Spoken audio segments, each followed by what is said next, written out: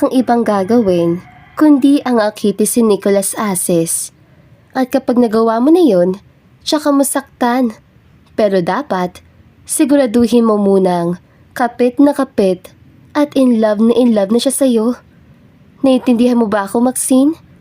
Tanong ni Jen sa nakababatang kapatid. Yes, ate. Naisautak ko na ang lahat na sinabi mo sa akin. Don't worry. Good. Inayos ko na rin ang mga pekeng papeles mo para makapag-apply ka na as a personal yaya ng anak niya. Mag-iingat ka dahil matinik si Nicholas. Pwede ka niya mabitag sa patibong niya. Huwag kang mag-alala, ate. I'm much more wiser now. Hindi kita bibiguin. Pangako. Niyakap agad ni Jen ang kapatid.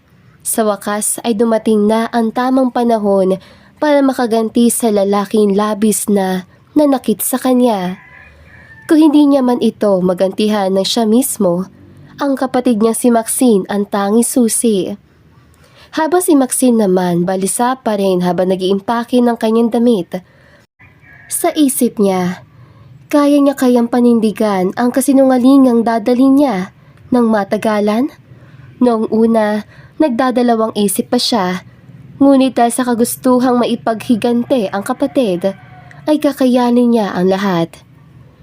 You can do this, Maxine. Hindi mo pwedeng biguin ang ate Jen mo. Bulong niya pa sa sarili. Nang matapos ay muli niya pang pinagmasdan ang kabuuan ng kanyang silid bago nagpaalam na umalis. Sa oras sa aalis siya sa bahay na iyon at sa bayan nila ay ibang pagkatao na ang dadalhin niya. Hindi na siya si Maxine Cruz, kundi siya na si Ashley Reyes. Makalipas ang ilang oras sa biyahe ay kita niya mula sa labas ng sinasakyang bus ang malaking billboard na may-ari ng Jay's Enterprise. Walang iba kundi si Nicholas Asis. Agad niyang naikuyom ang kanyang kamao dahil naalala niya naman ang kwento sa kanya ng kanyang ate Jen. Watch out, Mr. Asis, dahil pagsisisihan mo ang pagiging womanizer mo. Gigil niyang bulong sa sarili. Pagdating sa Maynila ay nagtungo agad siya sa mansyon ni Nicholas at doon ang mayodonma ang sumalubong sa kanya. Agad niyang pinakita ang mga peking papeles at sinagot ang lahat ng katanungan ng matanda. Isa kang probinsyana, pero nalaman mo ang paghahanap ng yayi ni Sir? Taas kilay na tanong na mayodonma sa kanya. May kaibigan lang pong nakapagsabi sa akin. Saktong-sakto naman at kailangan ko din po talaga ng trabaho sa ngayon. Kaya sinugaban ko na po. May experience ka na ba sa pag-aalaga ng bata? Kung sa trabaho po, hindi pa po. Pero ako po kasi ang dakilang yaya ng mga pamangkin ko. Kaya alam ko pong magagampanan ko ang pagiging isang tapat na yaya. Mabuti, dahil isang 1-year-old ang alagaan mo. Mamaya pa ang dating ni Sir, kaya habang hinihintay mo siya, iisa-isahin ko muna sa iyo ang mga batas niya mismo dito sa bahay. Dapat alam mo ang mga batas niya para hindi ka agad ma-kick out katulad ng last yaya ni Baby Snow. Opo, Manang. Willing naman ako makinig at hindi po ako magiging pasaway. Ngiti niya pa sa matanda. Samantalang si Nicholas naman, maagang nauwi ng araw na iyon dahil maagang natapos ang meeting niya sa mga bagong investors ng kumpanya. Pagkapasok niya sa bakuran, ay unang nahagilat ng kanyang dalawang mata ang isang dalaga na karga-karga si Baby Snow. Sa taranta ay dali-dali siyang bumaba sa kotse at patakbong lumapit sa dalaga at kinuha si Snow. Who are you? Sa inis itong tono. Umiyak naman agad ang bata dahil sa medyo malakas na tono ng boses ni Nick. Sir, umiiyak na po ang baby. Answer my question first. Who are you? Ay, sir, si Ashley po yan. Bagong yaya ni Baby Snow. Ang mayodonma naman ang nagsalita. Bagong yaya? Hinire mo siya without my consent, Manang? Ni hindi mo man lang ako hinintay na kilatisin mo ng babaeng to. At talagang pinahawakan mo pa si Baby Snow sa kanya? Paano naman kung magkarasya sa bata? How can you be so irresponsible? Sorry po, sir. Kasi I don't want to hear any of your excuses. At ikaw, miss, umalis ka na. You're not going to be Snow Siaya. Get out of my house. hindi naman agad nakapagsalita si Ashley dahil hindi niya lubos na akalain na ganito kabagsik magalit ang isang Nicholas Asis. Why are you still doing here? Alis. Muli pa nitong sambit. Manang, patahanin mo nga muna tong si Snow. Utos pa nito sa may Dolma tsaka pumanhik sa taas.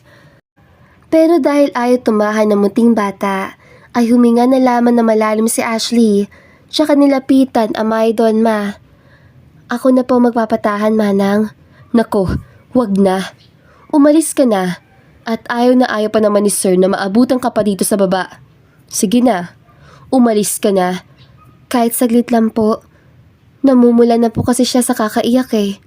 Ay nakong bata ka Kapag nagalit si Sir sa akin, lagot talaga ako. Wala namang nagawa ang may Dolma, kundi ibigay si Snow sa dalaga. Tumahan naman agad ang bata at nangitian lamang ang dalawa. At iyon ang senaryong naabutan ni Nick nang siya'y muling bumaba. Sir, pasensya na po. Huwag niyo na pong pagalitan si Manang. Ako naman po talaga ang nagpumilit na kuhanin si Snow eh. Namumulan na po kasi siya sa kakaiyak. Patutulugin ko lang siya saglit at aalis na din po ako agad. Agarang wika ng dalaga. Hindi na umimik si Nick at tumiretso lamang sa may veranda. Nang medyo ramdam naman ni Ashley na tulog na ang bata, ay ibinigay niya na ito muli sa mga Dolma, siya nagpaalam ng umalis. Sir, aalis na po ako. Pasensya na po ulit Paalam niya sa gwapong binata. Walang aalis. Po? Narinig mo ang sinabi ko, kaya hindi ko na yun uulitin pa. Anyway, nasabi na ba ni Mana sa'yo ang mga batas ko dito, mismo sa bahay? Yes po, sir. Nasabi na po ni Mana sa akin lahat. Good. Sige na. Bumalik ka na sa loob at ipasok mo na ang mga gamit pa sa kwarto ituturo ni Mana sa'yo. Pero lagayin mo lang ng damit ang kwartong yun dahil doon ka matutulog sa room mismo ni Snow. Ibig sabihin ba, sir, hindi na po ako aalis? Use your common sense, Ashley. Irap nito tsaka umalis. Lihim namang napangiti ang dalaga dahil mukhang umaayon sa kanya ang lahat ng mga napagplanuhan niya. Mas lalo naman siyang napangiti na lumapit ang mga Dolma sa kanya at kinindatan pa siya bilang pag-congratulate dito. Agad niyang pinadalhan ng mensahe ang ate Jen niya na nakapasok siya sa trabaho. Hindi niya ito pwedeng tawagan, lalo na at mas maingat na siya ngayon. Mahigit 10 kasambahay ang naroon sa loob ng bahay at baka mabuko pa siya sa plano niya, kaya kailangan niya pag-isipan na mabuti ang bawat hakbang na gagawin. Nagdaan ng ilang araw at nababantayan niya naman ng maayos si Snow. Nawala na rin ang pagiging iyakin nito dahil sa tuwing kinakagyan niya ito, panay lamang ng tawa ang bata. Mangyari pa, sinasadya niya talagang aliwin si Snow kapag alam niyang sisilip si Nicholas. Iyon ang pangalawang hakbang niya para mapaibig ang isang womanizer na katulad ng binata. Huwag mo siyang masyadong kilitiin at baka hindi na siya makatulog mamaya. Bungad naman agad ni Nick na makapasok sa silid ni Snow. Ay, kayo po pala, sir. Wag po kayo mag-alala. At nakakatulog naman po agad si Snow. Ngiti niya naman dito. Mukhang gusto ka niya, kaya hindi na siya nagiging iyakin ngayon. Oo nga po, sir Salamat naman at gusto niya ako. Siya ang dahilan kung bakit nagagawa ko rin na maayos ang trabaho ko. Salamat po, sir Don't mention it. Just do your job para wala tayong maging problema. Gets? Tumango naman si Ashley, saka pa umalis si Nick. Ano bang klaseng daddy to? Hindi man lang nagawang ikis ang anak niya bago umalis. Napaka-cold talaga. Nasabi na lamang niya. Pinatulog niya naman agad si Snow at nang makatulog na ang bata ay agad niyang tinawagan ng kapatid na si Jen. Siniguro naman niyang hindi siya maririnig ng kahit na sino at mahina lamang din ang boses niya habang nakikipag-usap sa kabilang linya. Painumin mo ng panis na gatas ang bata. Utos ni Jen na siyang nagpalaki sa dalawa niyang mata.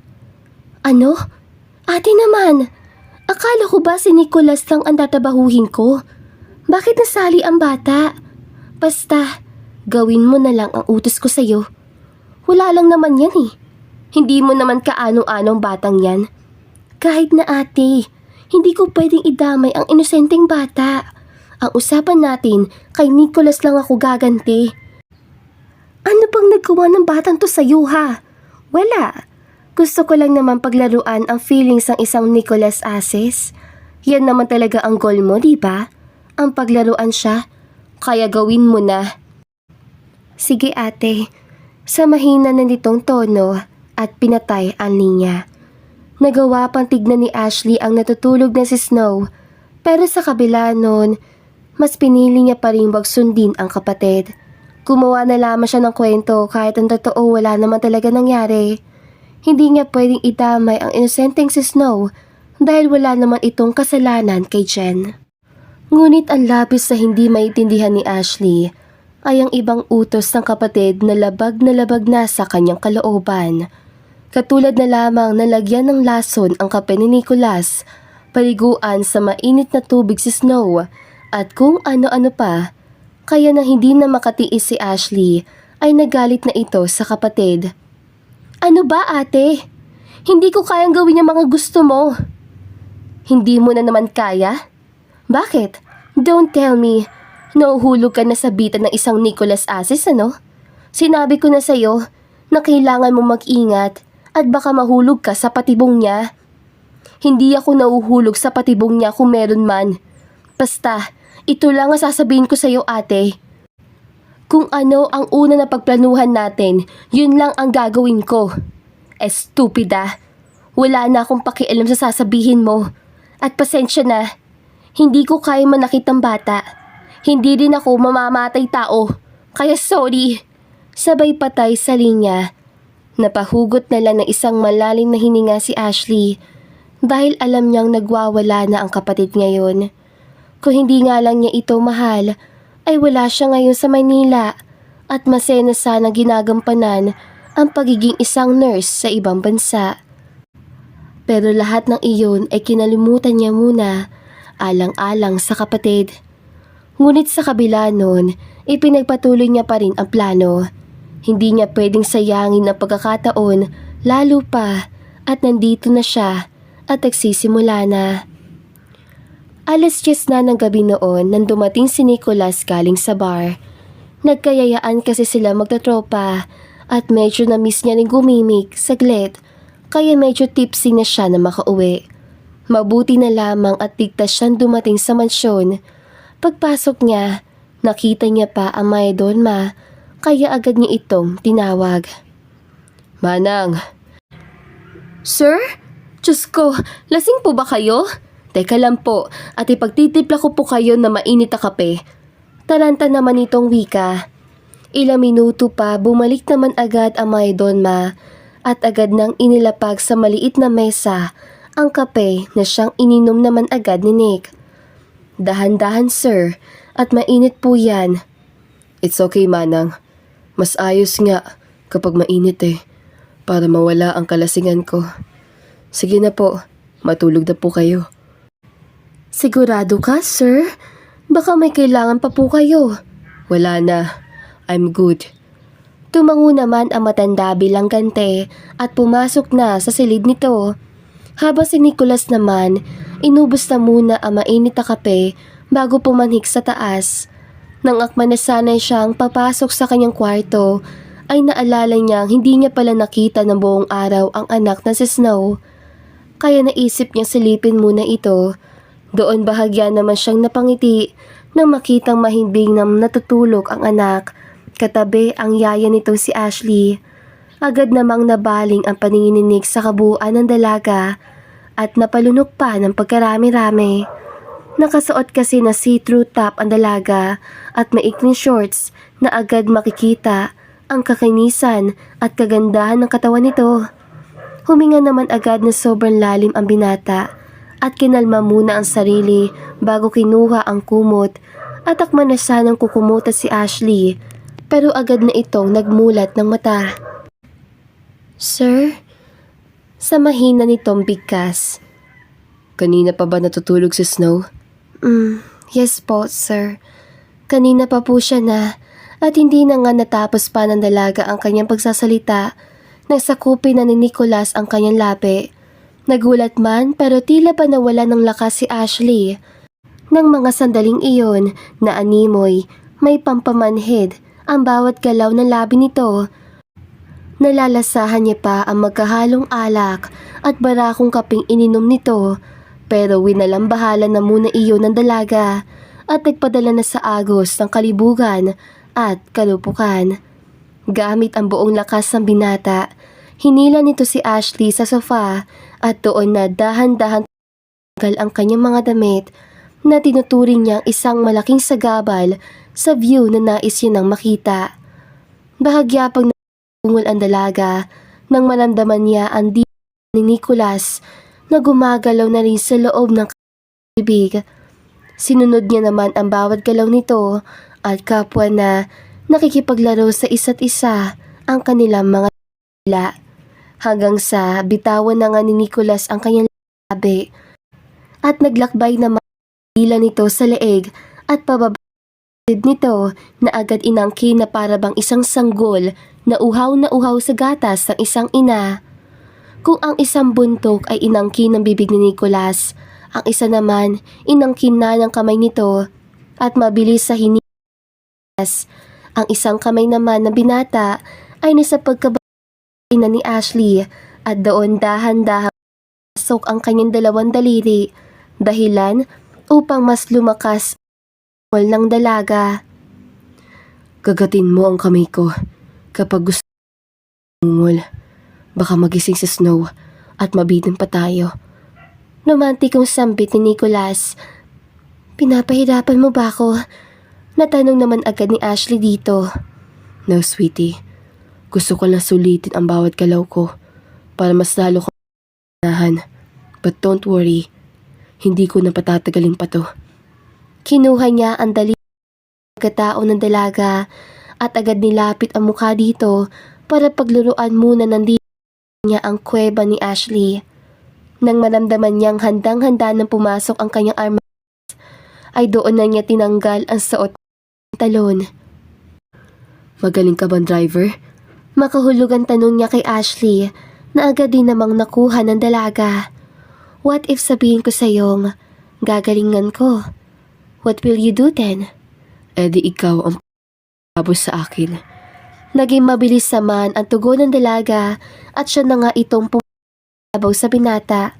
Nang sandaling masok niya sa lagusan ang malaki at galit na arma si Nicholas ay tila ba nag-apoy ang kabuuan niya. Bahagya pa siyang napaluha dahil sobrang sakit ng kanyang dadarama, lalo pa kapag gumagalaw na siya dahil sobrang sikip ng kwento niya at palagay niya nahihirapang magkasya ang pag-aari ng binata. Masakit. Nauutal at mahina niya sambit. Sa una lang yan, sweetie. Just keep on moving. Sinunod naman yun ni Ashley at totoo ngang sa una lang ang sakit. Dahil kapag nagtagal na, sarap na lamang ang nararamdaman niya. Ilang minuto din ang itinagal ng biyaheng iyon papuntang langit at parehas silang pawisan at habol-habol pa ang sariling hininga. Parehas silang bagsak at agad nakatulog na magkatabi sa sofa. Kinabukasan, unang nagising si Ashley dahil sa iyak ni Snow kaya agaran na siyang tumayo at nagbihis tsaka kinalga ang bata. Kahit medyo masakit pa ang buong katawan niya, lalong-lalo na ang ibang parte ng kanyang katawan, ay wala naman siyang ibang magagawa kundi ang gampanan pa rin ang kanyang trabaho. Nilagay niya muna si Snow sa crib nito at lumabas upang magtimpla ng gatas. Na makabalik sa silid ay gising na rin si Nicholas at nagbibihis na. Kanina pa ba nagising si Snow? Panimula niya. Mga 5 minutes na po, sir. I see. Hindi na muna ako papasok sa trabaho ngayon. At medyo masakit pa ang ulo ko. But please, pakisabi sa mga mates, huwag akong istorbohin kasi magpapahinga ako. Opo, sir. And one more thing, Ashley. Pwede bang kalimutan na lang natin ang nangyari kagabi? I mean, yeah, hindi ko sinasadya. Nakainom ako noon, kaya hindi ko na masyadong alam ang ginagawa ko. Opo, sir. Utal na sagot naman ni Ashley. Isa pa pala, pwede bang ibigay mo ang cover ng sofa sa isang maid para labhan? May bayad kasi ng dugo. That's all. Huling wika nito sabay alis. Hindi alam ni Ashley pero biglang kumilot ang dibdib niya nang marinig ang request ni Nicholas. Nakalimutan na lamang nila ang nangyari kagabi. Bakit? Ginusto mo rin ba yun? Hindi naman, di ba? Kumakaasta to. Akala mo naman talaga siya tong napilitan. Ay, oo nga pala. He's a womanizer. Nakalimutan ko nga pala yun. Inis niyang sabi. Matapos ang lahat ay pinaliguan na rin agad ni Ashley si Snow at pinatulog. Tsaka pa siya naligo at nag-ayos. At dahil tulog na tulog pa naman ang bata, ay nakipagkwentuhan naman muna ang dalaga sa mayodon ma. Tulog na ba si Baby Snow, Ashley? Opo, manang. Kala ko ba iyakin at mahirap alagaan si Snow? Hindi naman pala. Hay nako, pasalamat ka na lang talaga at gusto ka ng batang yun. Dati-dati, kahit ang 10 maids dito kasali na ako, ay hirap na hirap talaga. Ngayon nga lang yan hindi naging iyakin eh. Simula lang dumating ka. Pero eto maiba tayo. Kanina kasi, narinig ko ang 2 maids na nagbubulungan. Kaya ayun, pinagalitan ko. Paano ba naman kasi? Pinag-uusapan ka nila? Ako po? Bakit naman nila ako pinag-uusapan, manang? Kasi, kinuha daw ng isang maid ang cover sa sofa sa room ni Snow kasi inutos mo daw at nakita daw niya ang bahay ng doon. At hindi lang yon, amoy pawis at sitaw daw ang buong tela. Tsaka nakita daw nila si Sir na lumabas sa room ni Snow kanina umaga at hindi pa bihis. Kung ano daw ang isinuot ni Sir kahapon pag alis, ayun pa din daw ang suot nito kanina. Yun po ang usapan nila? Oo, pero huwag kang mag-alala. Pinagalitan ko na ang 2 tsismosang yon. Sinabi ko na kapag hindi pa sila titigil, ay makakarating na kay Sir ang mga pinag-uusapan nila. Ayun, tikom ang bibig. Salamat sa pagtatagal sa akin, manang May buwan ng dalaw po kasi ako At hindi ko na namalayan na natagusan pala ang sofa. Talaga? Normal lang ba sa'yo na kapag may buwan ng dalaw, kay hirap ka maglakad? Biro nito na sinabayan pa ng isang makahulugang halakhak. Manang, pati ba naman ikaw? Joke lang, eto naman O sige na. May regla ka na, quiet na ako dito. Sige na, balikan mo na si Snow sa kwarto niya. Tawa na matanda na siyang ikinatawa na rin ni Ashley. Habang si Nicholas naman nakahiga lamang sa kanya silid at tahimik lang na nakatingin sa kisame. Aware siya sa ginawa niya kay Ashley kagabi at hindi niya itatangging na gustuhan niya ang nangyari. Pero ang hindi niya lubos matanggap na isa pang bidhen ang dalaga. Kahit naman kasi mahilig siya sa babae noon at madami na siya nakasiping, ay pinipili niya pa rin ang hindi na birhen. Pero kay Ashley, tila biglang umurong ang buntot niya.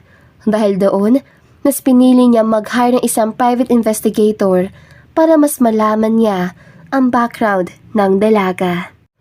Lumipas pa ang ilang mga araw at napapansin niyang hindi na lumalapit sa kahit na sino si Snow at lagi na nitong hinahanap ang amoy ni Ashley. Kahit nga kay Nicholas sa sarili nitong daddy ay hindi na rin lumalapit ang bata at panay na ang iyak. Sir, sigurado po ba kayong okay lang na iwanan ko saglit si Snow? Saglit lang po talaga ako maliligo, sir. At amoy araw na po ako. Paalam pa ni Ashley dito. Go na, habang hindi pa siya naiyak. Gusto ko sana siyang kuhanin at kargahin pero mukhang paiyak na siya. Kaya hindi ko nalang gagawin. Sige po, sir. Saglit lang po talaga. Ngunit bago pa man umalis ang dalaga sa kwarto ni Snow, ay umiyak na ang bata. Sinubukan pa itong patahanin ni Nicholas, pero hirap na hirap din ito. Will you please calm down, Snow? Saglit lang si Yaya. Kailangan lang niya maligo. We all do. I'm your daddy, oh. Daddy? Natawa naman ang dalaga nang marinig iyon mula kay Nicholas. Ako na, sir. Patutulugin ko na lang muna si Snow bago ako maligo. Paano pa matutulog yan Kakagising lang niya. Eh di mamaya na lang po ako maliligo, sir. Natitiis pa naman ni Snow ang amoy ko. And I guess, mas gusto niya po ang amoy na to.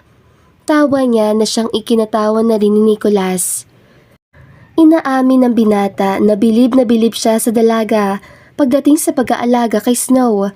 Marahil, hindi man naging maganda ang unang pagkikita nila, pero ngayon, masasabi niyang hindi siya nagsisisi na kinuha niya ito at pinapasok sa buhay nila mag-ama. Nang matulog naman si Snow, habang karga-karga pa rin ni Ashley, ay doon na siya muling nagsalita. Ilagay mo na yan para makaligo ka na. Later po, sir. At baka hindi pa pumahimbing ang pagkakatulog niya. You know what? Mukha man ako hindi daddy materials. At sa tingin niyong lahat, wala akong pakialam kay Snow. Nagkakamali kayo. Po? Snow's not my daughter. Hindi mo... Teka, sir. Hindi mo anak si Snow? Pero... Iniwan lang si Snow na mother niya sa akin and told me na ako ang daddy ni Snow. Pero may duda ako dahil hindi lang naman ako ang lalaki na kakasama na mother niya. So, pina-DNA ko. Negative ang result, which means she's not mine. Pero tinapon ko lang ang result at tinanggap siya na para sarili ko na. Nalaman ko kasi na nasa ibang bansa na ang mother niya at may kinakasama na rin. Kaya mas minabuti kong akuin na lang siya para mas maging safe. Kwento nito, tila piniga naman ang puso ni Ashley sa nalaman. Ang nakikita niyang Nicholas Asis kasi ngayon ay ibang-iba sa Nicholas Asis na sinasabi ng ate Jenya. I love her with all my heart. Hindi ko lang talaga nilalapit ang sarili ko masyado sa kanya. At baka isang araw, kunin siya sa akin ng mother niya. Of course, she can do that. Anytime, lalo pa, at siya ang ina, at alam niyang hindi ako ang ama ni Snow. Ibig sabihin, wala akong karapatan sa bata. But then I realize, minsan lang siyang bata. Kaya kailangan kong matutukan ang paglaki niya. Dagdag pa nito. Alam mo, sir, lalo akong mahanga sa'yo sa nalaman ko. Really? Pero, you know what? Dati akong playboy. Pero noong dumating sa Snow, binago niya ako. Lahat ng nakasanayan ko, nawala bigla.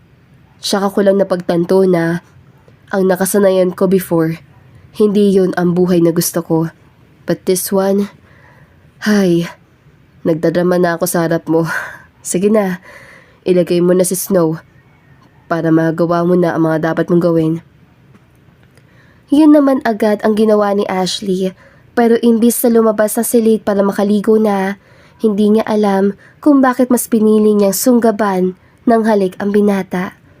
Tinugon naman agad yun ni Nicholas at nang mga sandaling iyon ay parehas na silang uhaw sa isa't isa. Ashley, stop. Nagkasala na ako sa'yo before at hindi ko na uulitin. Paano kung sabihin ko sa'yo na binibigyan kita na ngayon ng permiso na magkasalang muli sa akin? Anong gagawin mo? Tila mas lalo namang nag-init ang buong pagkatao ni Nicholas sa naninig, kaya sa walang ano-ano, muli niyang inangkin ang labi ng dalaga. Si Ashley na rin mismo ang naghulog na mga damit ng binata at una na nitong pinaglaruan ng arm ni Nicholas na parang sasabog na sa sobrang galit. Dinidaan niya ito at nang hindi na makatiis at tuluyan na ngang sinubo. At sa pagkakataong iyon, ang binata naman ang nagpakawala ng isang masuyong ol. Sumenyas naman si Nicholas na pa ang dalaga at doon na nga nangyari ang pangalawang biyahe papunta sa paraiso. Hindi naman nagsisisi si Ashley dahil ginusto niya mangyari ulit yun. Magmula nga noon, mas lalo pang nagiging malalim ang pagtitingin na nila sa isa't isa. Medyo malabo pa man dahil wala pa silang label at hindi pa sila nag-I love you-han sa isa't isa. Pero sapat na pareha sila ng nararamdaman. Hanggang sa napansin na nga na Mayodonma ang unti-unting pagbabago sa pisikal na anyo ni Ashley na agad ding sinabi nito sa dalaga kaya agad nakadama ng kaba si Ashley. Naku iha, huwag kang mag-alala. Baka tumataba ka lang talaga. Hindi ka naman siguro buntis dahil wala ka namang boyfriend at nandito ka lang lagi sa mansyon. Manang? Ano? Teka, parang kakaiba yung titig mo Ashley Ako nga itapatin mo. Normal lang ba yung pagtaba mo? Manang, hindi ko po alam. Anong hindi mo alam? Katawan mo yan. Tsaka, paano ka nga mabubun? Teka, totoo ba na may nangyayari ba sa inyo ni Sir? Tumango naman agad ang dalaga dahilan upang mapahawak ang matanda sa kanyang ulo. Diyos kong bata ka So, totoo pala ang mga sabi-sabi na maids dito. Alam na ba ni Sir yan? Hindi pa. Hindi pa naman confirm Okay, sige. Aalis ako ngayon. Ibibili kita ng 5 PT. Kapag lahat yon nagdalawang linya, ibig sabihin, buntis ka at kailangan mo magsabi kay Sir. Naiintindihan mo ba ako? Wala na ngang nagawa pa si Ashley, kundi ang mas lalo mag-alala. Pagdating naman ng matanda, ay sinubukan niya agad ang 5 PTs at kumpirmado, buntis nga siya. Pinayuhan naman siya agad ng Mayodonma, kaya medyo naging kalmado si Ashley. Ilang oras pa ang lumipas ay saktong nagring naman ang kanya cellphone at mas lalo naman siyang kinabahan nang ang ate dyan niya ang tumatawag. Ano na? Wala ka man lang bang balita sa akin? Panimula nito. Ate kasi spirit vaccine. Naiinip na ako. Ate, buntis ako. Ano?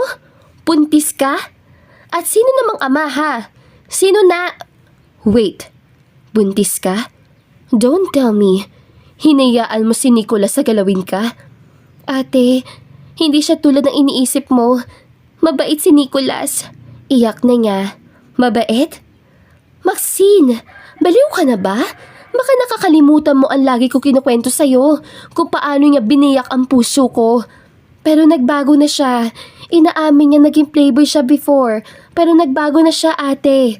That's bullshit, Maxine. At ngayon sasabihin mo sa akin na hindi mo na ako kayang ipaghiganti dahil buntis ka na ng Nicholas na yan? Baka naman, in love ka na ni sa kanya, kaya mo siya hinayaang galawin ka? Ipalaglag mo ang bata kung gusto mo pang makabalik dito at magkaayos tayo. Ano? Ate, hindi. Hindi mo kaya? O sige, kalimutan mo nang may kapatid ka. Sabay patay sa linya. Sinubukan pang tawagan muli ni Ashley ang kapatid pero automatic drop na ang calls niya. Ibig sabihin lamang, binlock na siya ng kapatid. Walang ibang nagawa ang dalaga kundi ang umiyak sa sulok hanggang sa gumabi. Yun rin ang senaryong naabutan ni Nicholas nang pumasok siya sa silid ni Snow. Ashley, are you okay? Magang-maga ang mga mata mo Umiiyak ka ba? Tila nag-aalala pa nitong sabi. Humanap ka na lang ng bagong yaya para kay Snow. Ano? Bakit? Aalis ka ba? Suko ka na ba kay Snow? Hindi si Snow ang problema. Ako. Ikaw? Bakit? Ano bang problema mo? Gusto ko nang umalis. Gusto ko nang umuwi. Bakit nga? Pwede ba sabihin mo naman sa akin? Dahil buntis ako. Nicholas, buntis ako. Alam ko naman na wala akong aasahan sa'yo Dahil sanay ka namang mang-iwan ng babae. Kaya ako na lang ang lalayo agad. Hayaan mo na ako. Buntis ka at gusto mong lumayo? For what reason? Dahil alam mong playboy ako at baka iwanan lang kita? Ashley, mahal kita at sa'yo ko lang sasabihin ng mga kataganto. Hindi ko kayang lumayo ka at ilayo sa akin ang anak natin. Please, I'm begging you. Nicholas, malaki ang kasalanan ko sa'yo. Hindi Ashley Reyes ang pangalan ko, kundi Maxine Cruz. Nandito ako para sana gantihan ka sa pag-iwan mo sa ate ko. Pero hindi ko magawa. Bagkus minahal pa kita. I know. Dahil nag-hire ako ng private investigator para ipa-background check ka. At yes, alam ko ang plano mo. Ang sabi ko, hindi ako pwede mahulog sa trap mo. Pero nahulog pa rin ako. At hindi na ako makaalis. Mahal na mahal kita, Ashley. Or Maxine. Or whatever your name is. Please, don't leave me. Please. Hindi lang sa binata nang nakaramdam ng awa si Maxine ng mga sandaling iyon, kundi pati na rin kay Snow at sa baby na nasa tiyan niya. Hindi niya kasalanang nagmahal siya at ngayon pipiliin niya naman muna ang sarili niyang kaligayahan. Niyakap niya si Nicholas at agad hinalikan sa labi. Tinugo naman din yun na binata at ng gabing iyon parehas sa silang sigurado sa buhay na tatahakin nila magkasama. Inanunsyo ni Nicholas sa buong bahay ang lahat, pati na ang pagdadalang tao ni Maxine at masaya naman ang lahat, lalong-lalo na ang Maydolma. Di nagtagal ay nagproposa din si Nicholas sa dalaga at ikinasal agad sa sumunod na buwan. Naging masaya ang kanilang pagsasama at na-enjoy naman ni Maxine ang buhay Mrs./legal mommy ni Baby Snow dahil pinabinyagan na nila ito. Bumalik rin si Maxine sa probinsya kasama ang asawa at si Snow para makausap ang kapatid na si Jen. Pero wala na ito doon. At ang sabi ng mga kapitbahay, matagal nang ibang bansa ang dalaga. Mapait man dahil hindi pa sila muling nakapag-usap ng kapatid. Pero alam ni Maxine na darating din ang panahon na magkakapatawaran silang dalawa. Hayaan mo na muna yun, mahal. Darating din ang panahon na magkikita at magkakausap kayo muli. Promise din na pati ako ay hingi din ng tawad sa ate mo. Thank you, mahal. Yeah, you're right. Darating din yan para sa amin. For now, mas paglalaanan ko na muna ang second baby natin na malapit ang lumabas. Pati na rin si Snow. Mahal na mahal ko kayong tatlo. Mahal na mahalin kita rin ako at ang dalawa nating prinsesa na si Snow at Summer. Sabay halik sa noo. Ngayon nga, mas lalo pang sumaya ang pagsasama ng mag-asawa kasama syempre ang dalawa nilang prinsesang si Snow at Summer. At dito na nga po nagtatapos ang magandang istoryang ito. Maraming salamat po. Hanggang sa muli. Paalam! Okay mga kaibigan, thank you so much for listening. By the way, sorry sa mga putol-putol na eksena. Kasi hindi na pwede yung mga yung pilya scene. Ina-upload ko ito 8 months ago pero tinanggal kasi dahil may pilya na eksena. So, hindi na pwede yon.